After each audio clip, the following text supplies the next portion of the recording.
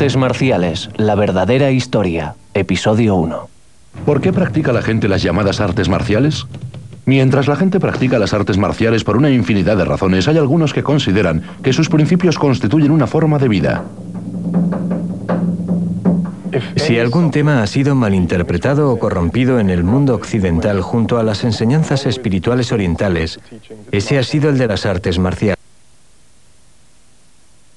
Forma de ser más poderoso, de realzar nuestro ego, de fomentar la imagen del hombre macho.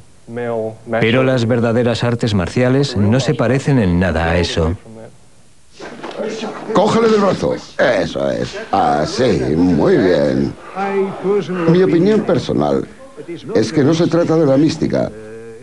Ya sabes, de todas esas cosas que la rodean y que me hacen reír. No, es una forma de vida muy dura. Sé tú mismo. Intenta mejorar. Intenta ser honesto con todo el mundo. Pero si alguien te hace daño, machácale.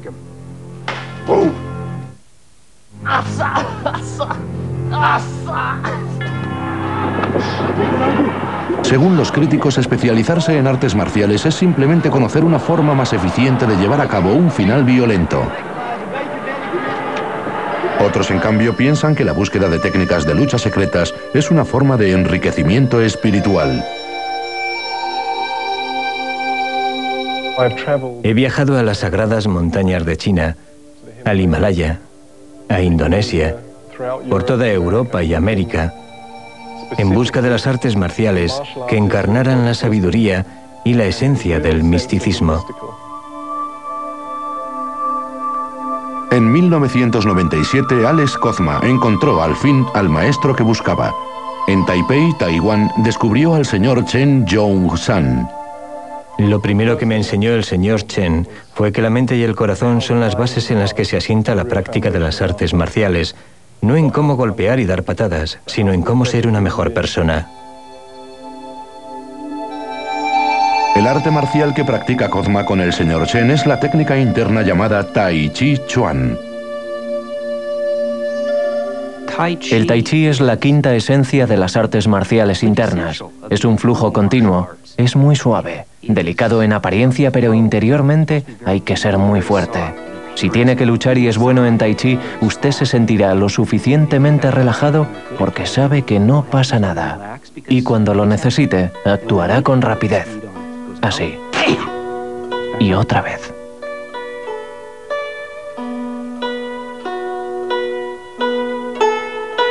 Hay muchas leyendas que tratan sobre los orígenes del Tai Chi Chuan.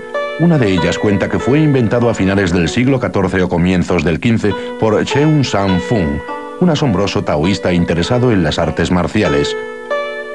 Un día observó la pelea entre una serpiente y una grulla en la que ganó la serpiente utilizando movimientos relajados y evasivos y contragolpes rápidos. Cheung San Fung decidió crear una forma de lucha que enfatizara esa clase de movimientos que no se basaban en la fuerza física, sino en una fuerza interior llamada Chi. El chi o energía interior puede significar prácticamente cualquier cosa. No se puede describir lo que es y mucho menos dar una definición concreta. Se encuentra en todas las culturas. La esquimal, los indios norteamericanos lo definieron como algo que se mueve. Es el principio animado que hay en el ser humano. Es tan difícil. Es algo parecido al Tao. Si hablas de él, no es eso. Y si intentas describirlo, tampoco lo es. Tienes que acercarte a él sin que se dé cuenta. Es un poder muy sutil que uno siente cuando logra relajarse, concentra su mente y permite que el chi o energía fluya.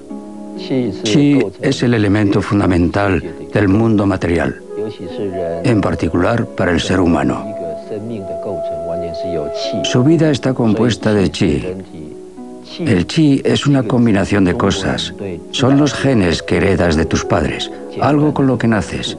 Es lo que comes durante tu vida y es absorbido en la energía natural del universo. Ese conjunto fluye a través de tus órganos vitales, que funcionando en armonía producirán un chi auténtico.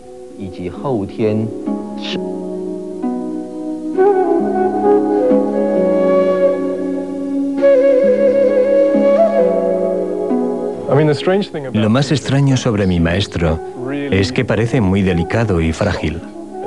Tan solo un hombre de mediana edad, con muñecas así de pequeñas y una sonrisa permanente. Eso engaña mucho, porque cuando me golpea, es muy doloroso. Me ha hecho mucho daño un par de veces. Demasiado. Si no me hubiera curado ese mismo día, un par de días más tarde, creo que me hubiera costado mucho recuperarme.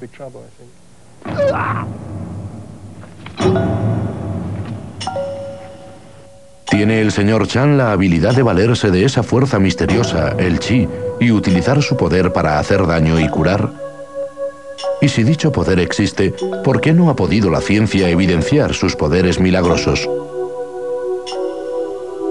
Luego oyes a la gente decir que su técnica de chi es capaz de detener las balas. Es mentira, está equivocada. También hay gente que dice que el chi no existe. Quizá no, pero ocurren cosas muy extrañas y no existe. Juro que lo he sentido en mis propias carnes. Mucha gente lo considera como algo esotérico y místico. Puede ser presentado de esa forma a la gente. Se vuelve loca. Es como perseguir una quimera. La gente pasa el tiempo persiguiendo esa idea nebulosa que no es capaz de alcanzar. Las artes marciales antiguas se basaban en conceptos como el chi, que durante siglos en el mundo occidental fueron considerados esotéricos, o peor aún, meras supersticiones. Pero de un tiempo a esta parte, los historiadores de las artes marciales de Occidente han intentado arrojar un poco de luz sobre estas fuerzas misteriosas.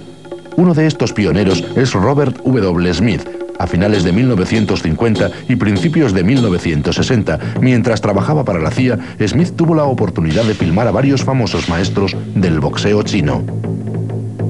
Uno de ellos fue Won Shu-yin, un enorme individuo de unos 130 kilos que dejaba que todo el mundo le golpease en el estómago o le diese una patada donde quisiera. Cuando le preguntabas cómo era capaz de soportarlo y seguir sonriendo, simplemente decía chi. Sin embargo, el maestro más asombroso que conocí fue el profesor Chen Man-chin. Gracias al tiempo que pasó enseñando esa técnica en Nueva York, tuvo un gran número de adeptos en todo el mundo.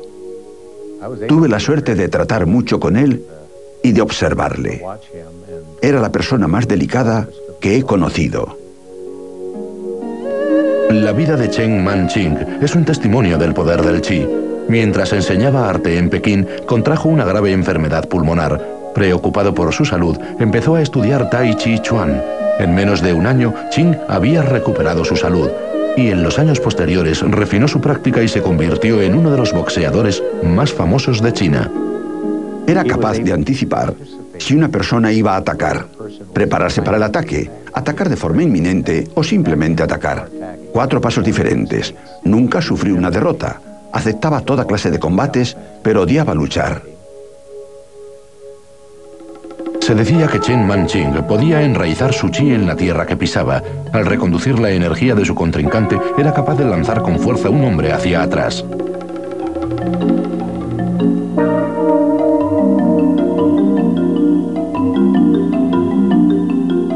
Lo hacía relajándose y trasladando la energía de su cuerpo hasta llegar a sus pies y al cemento.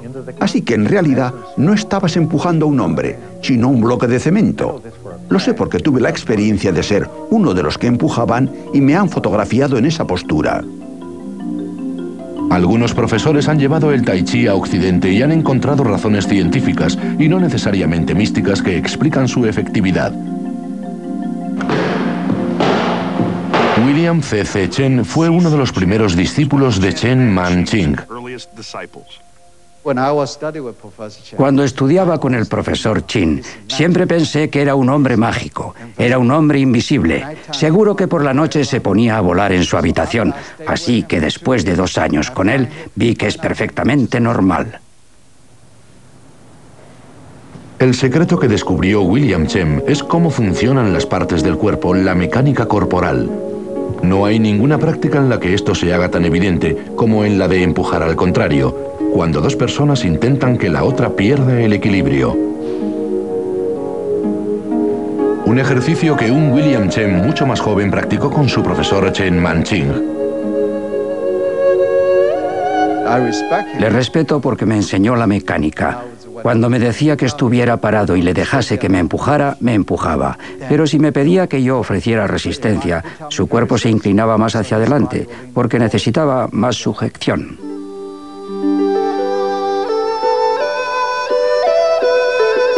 Aparte de ser el estudiante más joven del profesor Qin, fue uno de los que utilizaron el Tai Chi como una técnica de lucha, ganando muchos premios en varias competiciones de lucha china, o Wushu. Golpea, vamos, pega, no retrocedas. Lo más importante en Tai Chi o en cualquier otra arte marcial es que para coger velocidad hay que ir más despacio. Tienes que estar relajado. De otra forma, tus músculos se tensarán y restarán fuerza al golpe. Mi hijo ha visto que su padre podía luchar y ha querido aprender. En el colegio hay muchas peleas. Quería aprender a luchar. William Chen ha pasado el testigo a sus hijos Max y Tiffany. Mientras Tiffany compite en peleas de desequilibrio del contrario, Max se dedica al boxeo.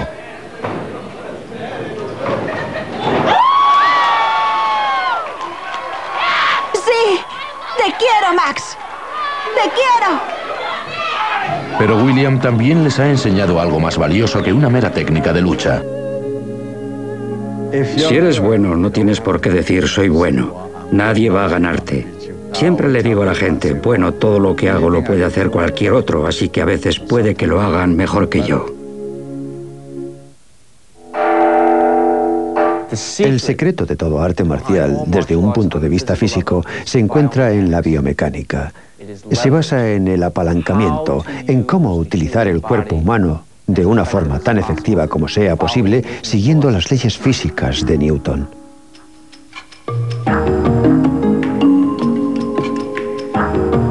Cuando yo tenía 13 años, era la personificación del niño enfermizo caprichoso. Vivía en un barrio donde solo vivían blancos. Había muy pocos chinos. Vivía en Long Island cuando vino a verme un amigo de Taiwán. Estuvimos jugando al boxeo en la hierba y de repente se dejó caer. Me hizo un barrido con sus piernas y me derribó como si fuera un bolo. Y enseguida se puso en pie y seguidamente me derribó otra vez. Me quedé sin respiración. Le pregunté, ¿qué estás haciendo? ¿Qué es esto? Me respondió, es Kung Fu. Desde entonces no he dejado de practicarlo. En aquella época el Kung Fu era una práctica secreta. Solo se enseñaba en Chinatown y en las sociedades secretas. Hoy día, si echas un vistazo a las páginas amarillas, hay una escuela de Kung Fu, de karate o judo en cualquier esquina, pero cuando empecé era secreto. Así que cuando empecé a practicarlo, teníamos que subir por unas escaleras en Chinatown y llegar al último piso, entrar en una sala maloliente con un altar. Sí, era todo muy romántico, muy emocionante, porque practicábamos con maestros y aprendíamos los secretos de este arte marcial.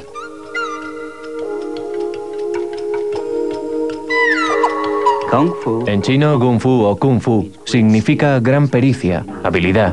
Puedes poseer el Kung Fu de conducir un coche o puedes tener el Kung Fu de trocear lechuga. En Norteamérica se suele referir a él como un arte marcial chino, que se conoce con el nombre de Wushu o Chuanfa.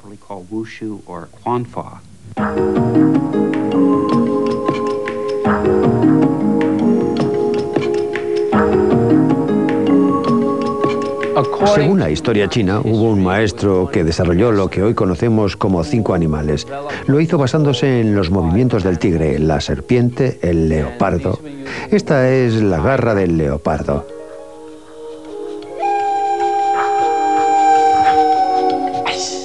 Y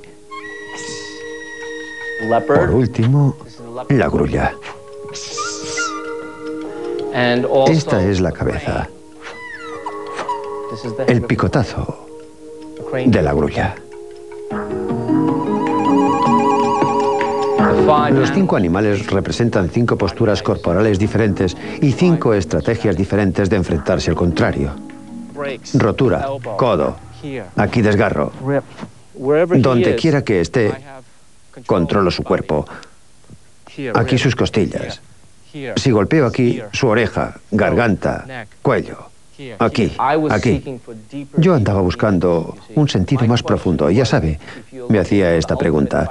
Si quieres aprender las técnicas de lucha más modernas, la mejor forma de ser un hombre y un guerrero, entonces, ¿por qué una escuela define la posición de los puños en la cadera y otra la posición de los puños aquí?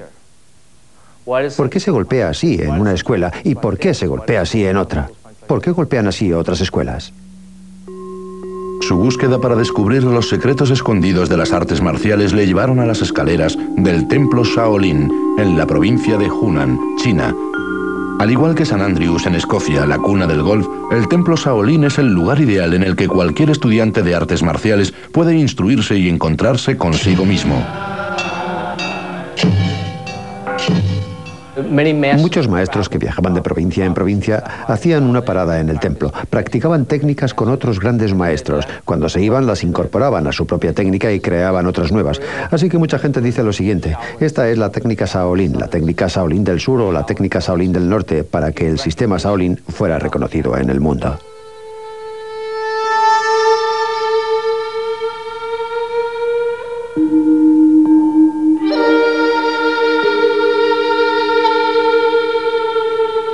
Nos levantamos a las 3:30 de la mañana para filmar a los monjes meditando en el templo. Así que mientras colocaba los focos y las cámaras, me fijé en que había un monje, un chico joven, en una esquina del templo practicando golpes. Parecía boxeo. Este es el templo Shaolin, la supuesta cuna del Kung Fu Shaolin.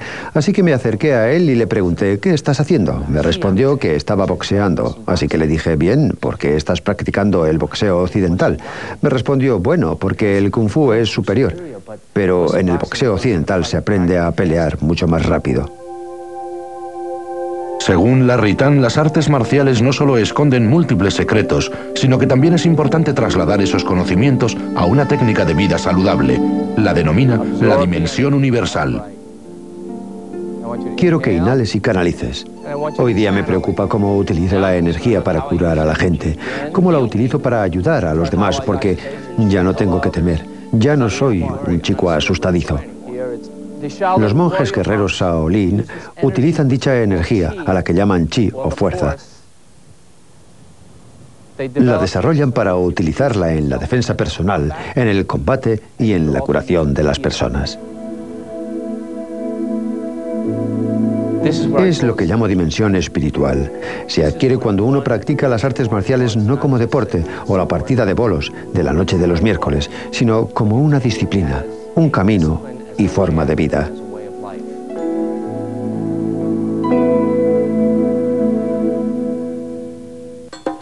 Hoy día las llamadas artes marciales se han convertido en un gran negocio. Han surgido escuelas por todo el país y en el mundo entero, dirigidas por maestros y en algunos casos grandes maestros. Varias veces he declarado públicamente que América es la tierra de los grandes maestros y que no se practican las artes marciales como fin, sino para convertirse en maestros. Así que hay muchas contradicciones y deseos de alcanzar la fama en este negocio. Pero, ¿qué es un maestro? Bien, por definición, es una persona que ha llegado a dominar una materia.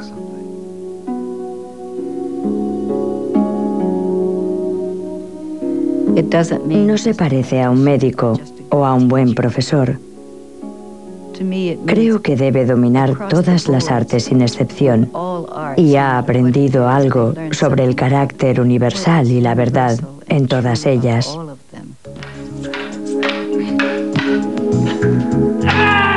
No creo que una persona se pueda llamar a sí misma maestro. Pienso que los demás le tienen que ver como tal. No es un pensamiento con el que te levantas por la mañana y dices: oh, ¿es hoy 24 de agosto? Creo que hoy seré un maestro.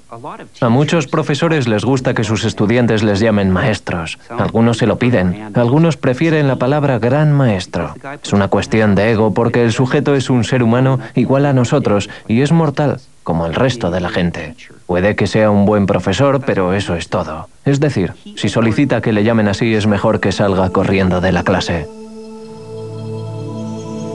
¿Pero qué es lo que venden exactamente estas personas y a qué se le llama arte marcial? Las artes marciales tienen una gran variedad de técnicas. En las artes sin armas se deben utilizar las manos, pies, se forcejea y se agarra.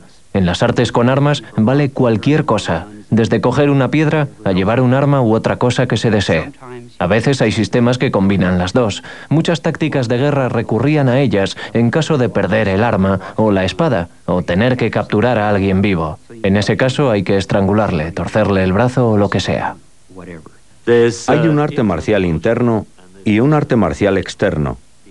El arte marcial externo se basa casi por completo en desarrollar tu fuerza y tu psique. El arte marcial interno desarrolla tu fuerza espiritual y trabaja en el interior del cuerpo.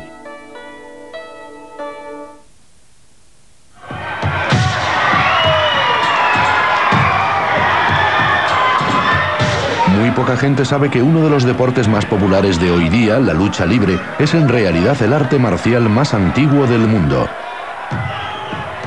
La lucha libre tradicional, con miles de años a sus espaldas, está profundamente enraizada en los rituales folk de países tan diversos como Pakistán, Suiza, Corea y Turquía.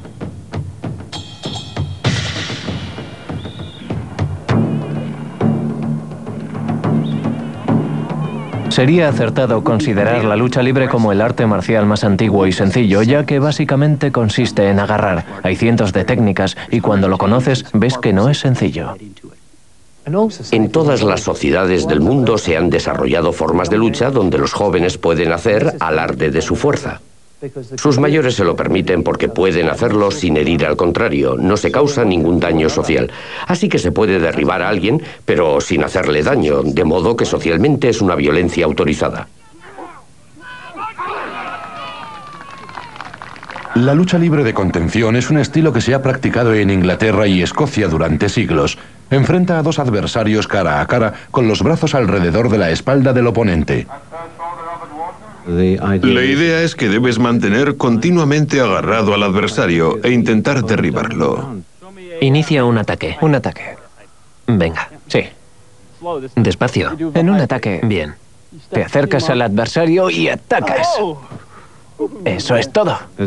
No se trata de alardear. Es un deporte serio, no hay coreografía ni se pierde el tiempo jugando. Es honesto. ¿Cuál es la mejor manera de defenderse de un ataque? Lo mejor para defenderse, si alguien se acerca, acérquese. ¿Ah, sí? Sí. Ah. Me agacho, ¿lo ve?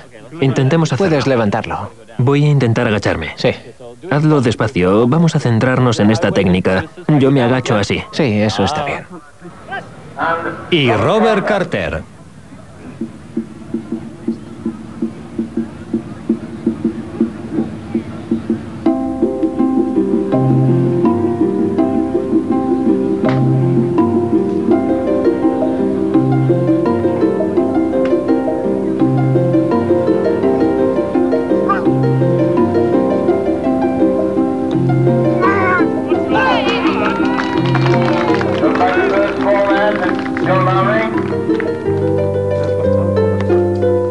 De generación en generación, la lucha libre no solo pone de relieve la destreza física de los participantes, sino que les da la oportunidad de pasar el testigo de este deporte. Incluso en la remota Islandia, un tipo de lucha libre llamado glima que crearon los vikingos todavía se sigue enseñando hoy día en las escuelas. Glima es un deporte muy antiguo. Probablemente es el deporte más antiguo de Islandia. La palabra glima significa juego divertido.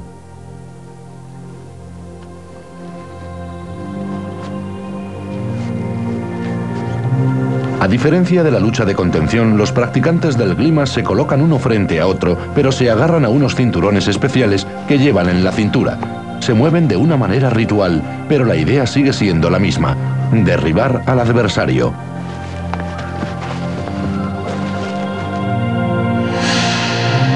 El judo es un ejemplo característico de un arte marcial que se originó como una forma de lucha libre. La práctica de este arte, al más alto nivel, es poesía en movimiento. En 1946, o quizá comienzos de 1947, cuando trabajaba yo de bombero del ferrocarril, hice un viaje con un pase gratis a Chicago. Vivía en Quincy, Illinois, en el Mississippi, a unos 500 kilómetros. Cuando llegué a Chicago vi un local llamado Club de Judo Chicago. Entré y vi a un joven barriendo el suelo, un japonés, y le pregunté qué cinturón era. Me dijo tercero. Al verle tan menudo, supuse que quería decir tercero marrón o tercero verde o algo así. Le pregunté, ¿marrón? Me contestó, no, negro. Pensé, oh cielos, esto no puede ser un arte si alguien así. Añadió, ¿quiere practicar un poco? Tengo algo de tiempo. Se llamaba Jin Nigal. Nos hicimos grandes amigos. Le dije que sí. Inquirió, ¿ha practicado judo alguna vez? Le mentí, le dije que sí. Nunca me había puesto una de esas ropas, pero sí había luchado. Así que con la confianza de una persona que tiene 4 ases en la manga, me preparé para el combate después de que él se quitara la ropa de calle y se pusiera su gi, su traje de judo. Yo ya había decidido cómo aniquilar a aquel tipo tan menudo. El combate duró unos 10 minutos. Estuve volando todo el tiempo. No podía entender cómo me tiraba al suelo. Estaba en el aire sin tiempo para pensar ni analizar. No fui capaz de ponerme derecho durante 2 o 3 meses, debido a los dolores de espalda. Hoy todavía me sigo resintiendo. Esa fue mi introducción.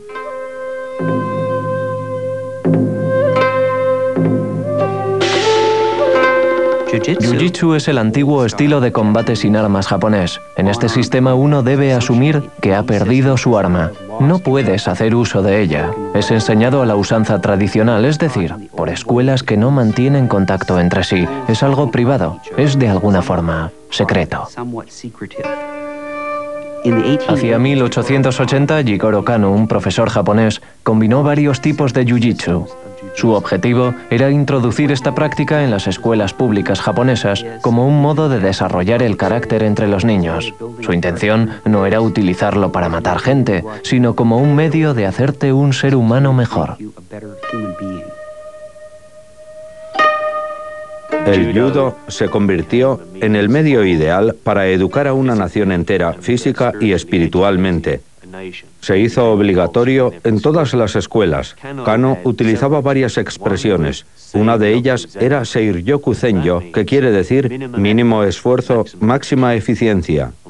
Lo que quería decir era que uno debía buscar siempre el medio de utilizar el mínimo esfuerzo posible para obtener unos óptimos resultados.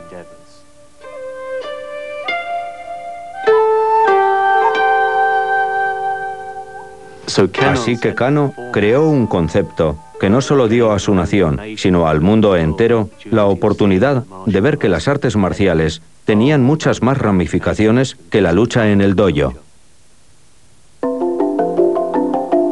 El judo fue quizá el primer arte marcial que adquirió un nivel alto de popularidad.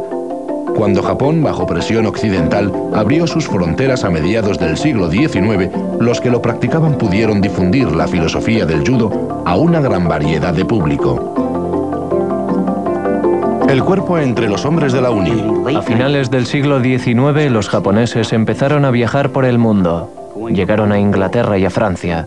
Veíamos cómo rompían ladrillos. Eran hombres muy fuertes y luchadores. Y así es como mucha gente empezó a describir y conocer las artes marciales japonesas.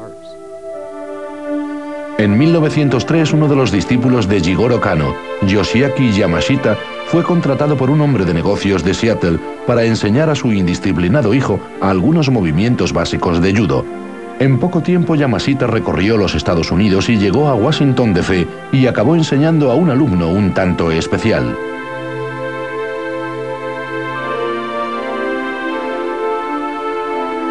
Empezó a enseñar judo a Teddy Roosevelt, que en aquella época era presidente. A los japoneses les parecía bien, ya que en esa época estaban en guerra con Rusia. Eso permitía al gobierno japonés mantenerse en contacto con el presidente. Mientras tanto, la mujer de Yamashita enseñaba judo a un grupo de mujeres ricas de Washington, D.C., hijas de congresistas y esposas de senadores. El judo pronto se hizo popular entre las mujeres porque se decía que les daba poder.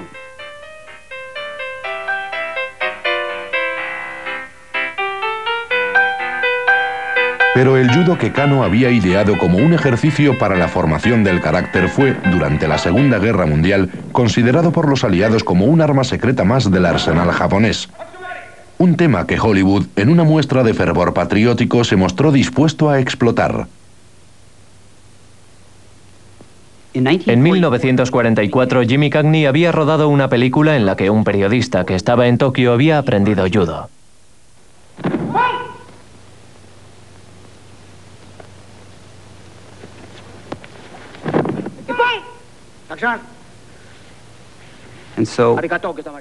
Así que introdujeron escenas en las que practicaba judo en Japón. Para dichas escenas tuvieron que recurrir a actores norteamericanos y europeos porque los japoneses estaban confinados en campos de concentración en el desierto. Concentración para que aprendieran de los japoneses. Se rodaron películas como Blood in the Sun para convencer al público de que los norteamericanos eran capaces de ganar a los japoneses en su propio terreno.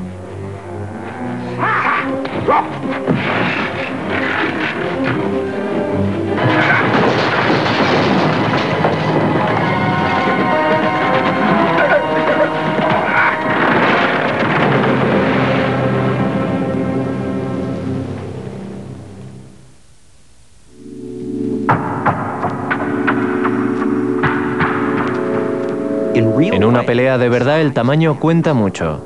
Si los dos adversarios han seguido el mismo entrenamiento, el tipo grande siempre podrá con el pequeño. Lo que puede hacer el tipo pequeño es llegar a ser muy bueno. Un tipo frágil muy bueno contra un tipo enorme también bueno tampoco es una pelea justa. Lo que hace el entrenamiento es dar a la persona pequeña y frágil las claves para derrotar a un adversario de mayor tamaño pero menos entrenado. Quizá nadie pueda entender este concepto tan bien como el hombre conocido como la bestia de Ámsterdam. Los puños de John Blooming son muy famosos en todos los dojos de Europa y para los vecinos del barrio chino de Ámsterdam, donde ha trabajado como guardia de seguridad en clubs de striptease y casinos. Hasta luego. Vale. Todo Budokai tiene su propio estilo. ¿Por qué? Porque probablemente Dave no puede hacer lo que yo hago. ¿Por qué? Porque soy alto. Peso más que él. Por otro lado, él tampoco podría hacer lo que hace Dave o lo que yo hago, porque es todavía más frágil y no ha entrenado tanto como nosotros. Así que cada uno tiene que crear su propio estilo, pensar en él y entrenarse de forma que no le asuste enfrentarse a un tipo más grande que él.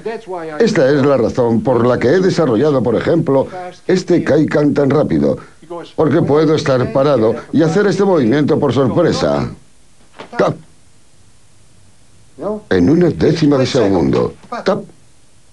Cogiendo desprevenido al adversario. No puede leer en mis ojos lo que voy a hacer.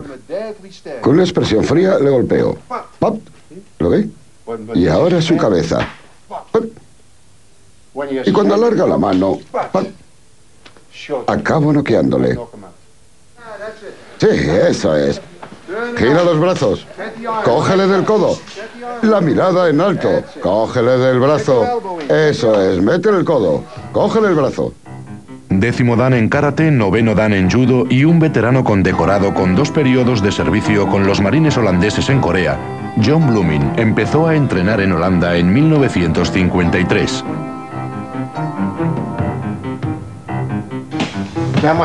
Debió ser muy importante que los japoneses le dieran el 10º dan. ¿Es inusual? Muy inusual. Es la primera vez que ocurre. De hecho, aparte de Kuwasagi, no hay otro 10º dan en Japón, tampoco en judo.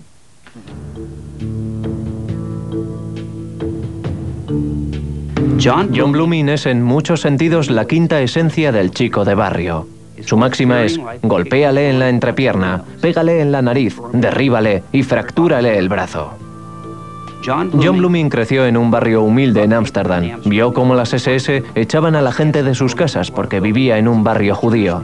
Después de la guerra, se alistó en los marines holandeses y participó en la guerra de Corea junto al ejército norteamericano.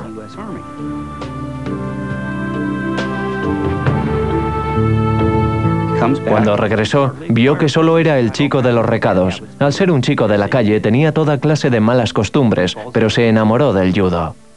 Durante los 10 años siguientes, de 1950 a 1960, se convirtió en el holandés más famoso del mundo del judo, en una época en la que los holandeses estaban adiestrando a gente muy buena en judo. Tras un año, consiguió derrotar a todos los campeones japoneses. Siempre me ha interesado dominar el sistema infalible que nos pueda defender de un ataque en plena calle. No olvide que en el pasado a eso no se le daba mucha importancia. Pero ahora no se puede salir a la calle sin esos conocimientos. Pero de todos modos siempre he pensado que si te enfrentaras con un boxeador sabiendo solo judo, él te vencería. Si peleara contra alguien de la lucha libre, también sería muy raro que le venciera.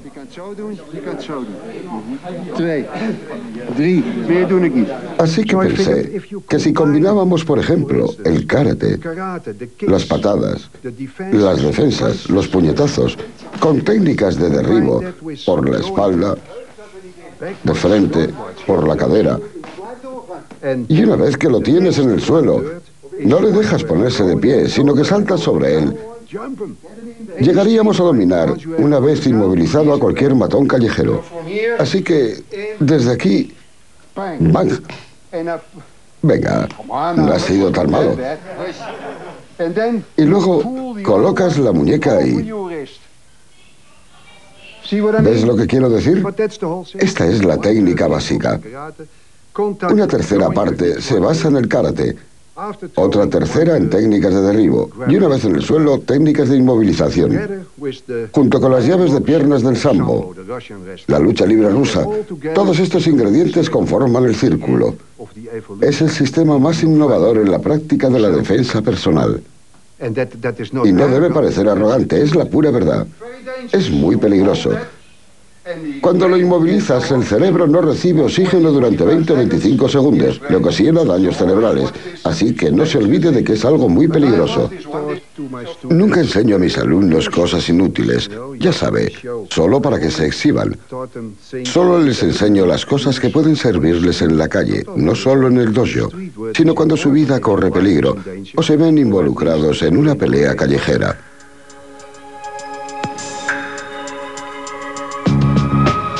Blooming ha demostrado sus habilidades no solo en el dojo, sino en la calle. Un día me vi envuelto en una pelea. Había 5 chulos molestando a un amigo mío. Uno cogió un martillo y me golpeó en el pie izquierdo. Me hizo mucho daño. Me volví loco y como un tigre me abalancé sobre él para agarrarle. Le cogí de las manos y de una forma u otra empecé a pegarle. No me pregunte si le pegué con el puño. Creo que sí. O quizá con este hueso de la mano, y le pegué de tal forma que le desgarré la oreja. Le fracturé el cráneo e hice... Estuvo en coma desde las 10 de la mañana hasta las 3 de la madrugada. Desde entonces me juré a mí mismo que nunca participaría en una pelea callejera, a menos que mi vida corriera peligro. Creé lo que llamo demostración, que es tan efectivo pero no mata a nadie. Sí, eso es. Me gusta ser honesto. Me gusta lo que hago. Nunca me ha preocupado el dinero de mis alumnos. Solo necesito el suficiente para mantener el dojo, mi coche, mis cosas, ya sabe. Tuve la suerte de hacer mucho dinero en los casinos. Pero mis chicos me dan algo mucho más importante a cambio, que para mí tiene mucho más valor, como una medalla olímpica o un campeonato del mundo.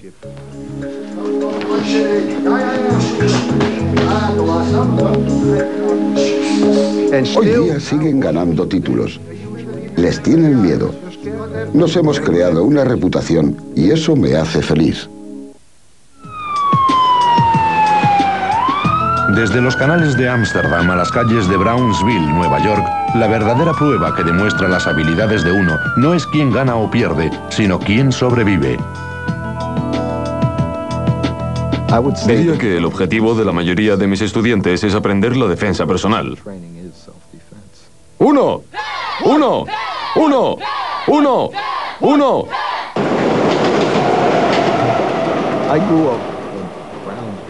Me crié en Brownsville y en el sector este de Nueva York, que en esa época era parte del marginado barrio de Brooklyn.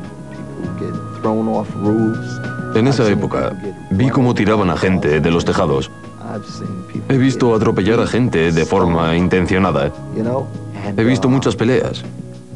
Y al pasar de la adolescencia a la época adulta, todo eso me hizo comprender la importancia que tenía para mí aprender a defenderme.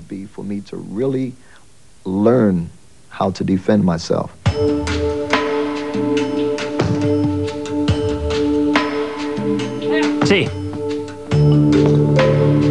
Ya está. Da una voltereta, gira, vigila tu espalda, gira. Bien.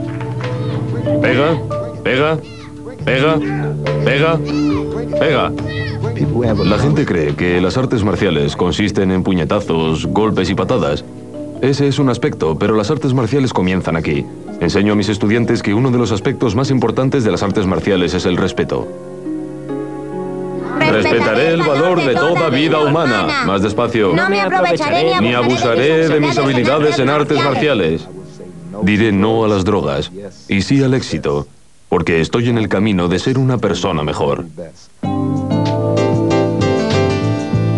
Muchas veces vemos a personas con un bajo nivel de autoestima ir por la calle con la cabeza agachada. Al igual que en la jungla, el león elige una víctima entre la manada, que generalmente es la más débil, o una que cojea, o que se ha despistado. Esa persona con la cabeza agachada está dando una señal de debilidad. Es la presa. Así que el atracador tiene la misma mentalidad. Oh, bien, esa persona está atenta, pero esa otra ni siquiera sabe a dónde va. Mira, además le sobresale la cartera del bolsillo de atrás. No sabe lo que le espera. Así que un nivel de autoestima bajo puede convertirse en un problema en la calle. ¡Ah, señor! ¡Ah, señor! ¡Ah, señor! ¡Ah, señor! ¡Ah, señor!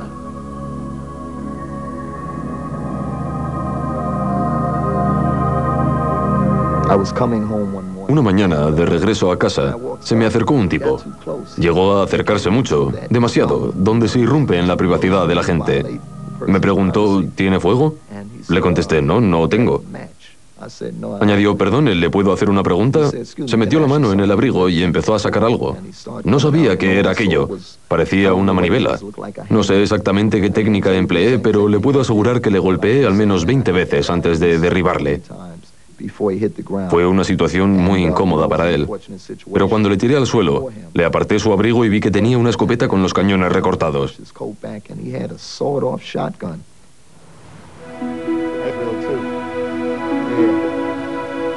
Hola, ¿qué tal? ¿Qué pasa, hombre? ¿Qué haces? Voy con ellos a dar una vuelta. Es uno de mis pequeños estudiantes. ¿Qué ha pasado con el Ush? Ush, maestro Crosson. ¿Va todo bien? Bien, sigues practicando, ¿no es así? Adiós. Vale, cuídate. Les digo que tienen que prepararse, entrenar muchas horas en el dojo. La gente pone excusas. Estoy muy cansado, hace mucho calor, he metido horas extras. Eso no tiene ningún sentido cuando estás en la calle y tienes que defenderte. Así que si alguien quiere entrenar, tiene que tomárselo en serio.